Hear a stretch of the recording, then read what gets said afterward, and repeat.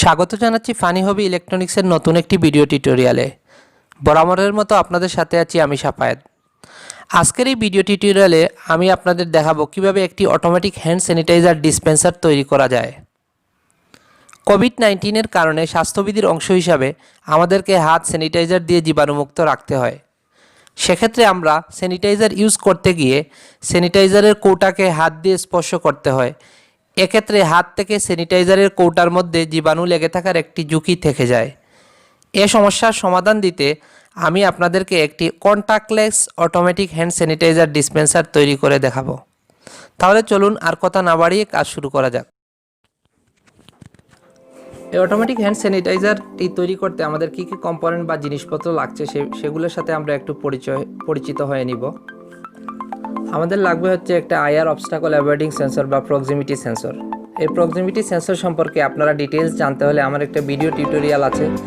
সেই ভিডিও টিউটোরিয়ালের লিঙ্কটি আমি ডেসক্রিপশন বক্সে দিয়ে রাখবো। আপনারা সেখান থেকে এই আইআর অবস্টাকল অ্যাভয়েডিং সেন্সর সম্পর্কে বিস্তারিত জানতে পারবেন।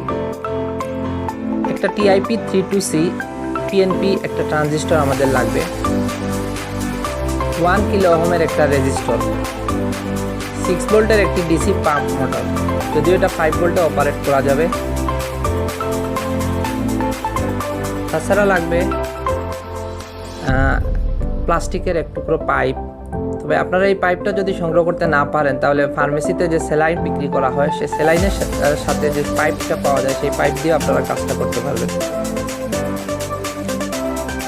একটা ইউএসবি কেবল, আমি এটা নষ্ট মাউস বা কিবোর্ড থেকে সংগ্রহ করে নিয়েছি। আপনারাও নষ্ট কিবোর্ড মাউস থাকলে এখান থেকে ইউএসবি কেবল সংগ্রহ করতে পারবেন।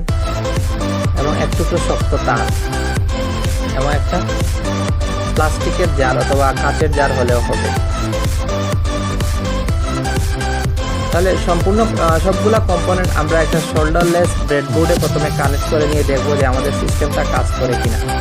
যদি আমাদের সিস্টেম সঠিকভাবে কাজ করে সেক্ষেত্রে আমরা ব্রেডবোর্ড থেকে খুলে নিয়ে পার্মানেন্টলি জ্বালাই করে সেট আপ করে নিব।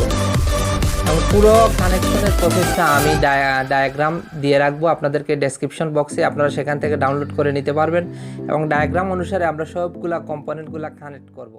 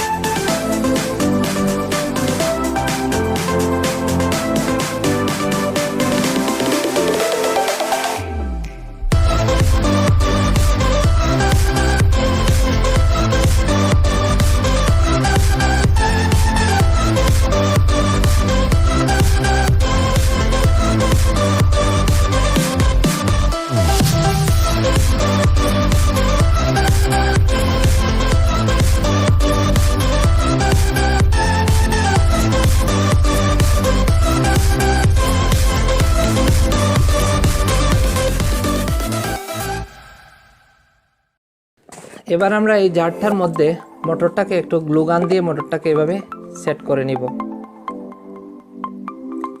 এবং জারটার মধ্যে উপরিভাগে আমরা দুইটা ছিদ্র করে নিব।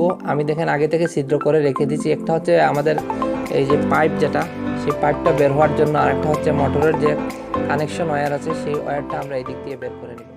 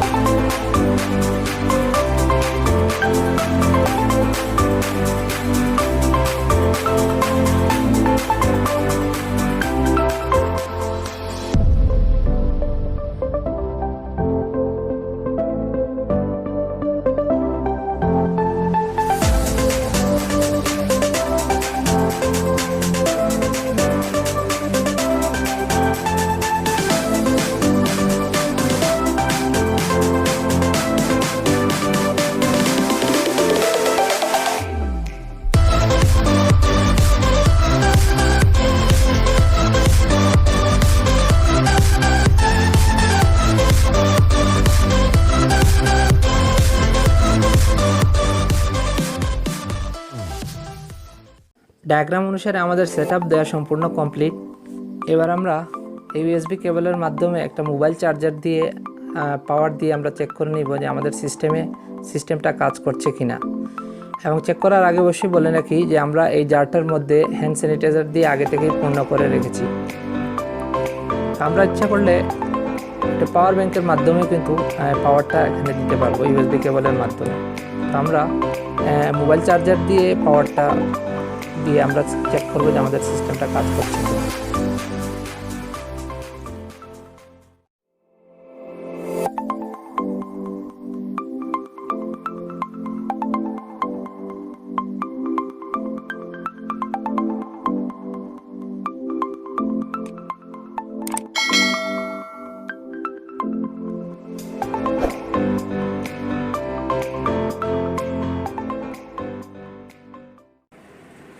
ফাইনালি আমি আমার এই অটোমেটিক হ্যান্ড স্যানিটাইজার ডিসপেন্সারটিকে এইভাবে সেট আপ করে নিচ্ছি একটা বক্সের ভিতরে। সবগুলা কম্পোনেন্ট বক্সের ভিতরে ভালোভাবে বসিয়ে নিয়ে আমি এভাবে সেট আপ করে নিচ্ছি। আপনারাও চাইলে এইভাবে সেট আপ করে নিতে পারেন, অথবা আরও সুন্দর লুকের জন্য আপনারা চাইলে প্লাস্টিকের বক্স অথবা অন্য কোনোভাবেও সেট আপ করে নিতে পারেন।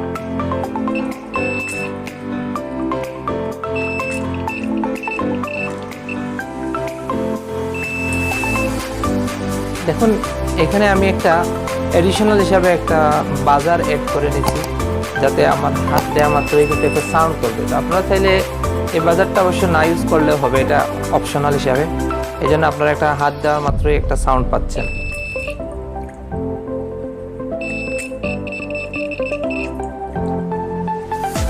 মোট কথা হচ্ছে আমাদের প্রজেক্টটা যদি সঠিকভাবে কাজ করে তাহলে আমরা যেভাবে খুশি এভাবে সেট আপ করে নিতে পারবো। অর্থাৎ উপস্থাপনার জন্য বা সুন্দর লাগার জন্য আমরা চাইলে যে কোনো উপায়ে এটা আসলে সেট করে নেওয়া সম্ভব।